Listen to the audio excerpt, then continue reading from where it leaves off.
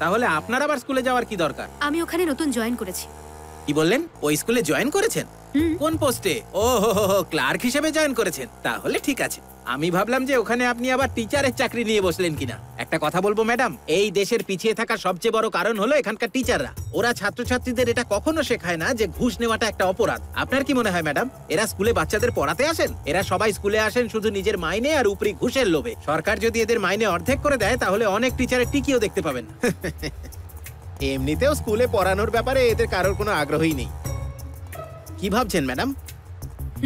Madam, চাইলে আমার অটোতেই রোজ আপনি যাতায়াত করতে পারেন। এই যে আপনার ভাড়াটা। ঠিক আছে, এলাম তাহলে।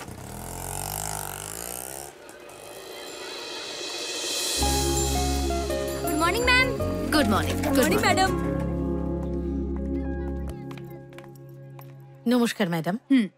আপনি সুশীলা ম্যাম, তাই তো?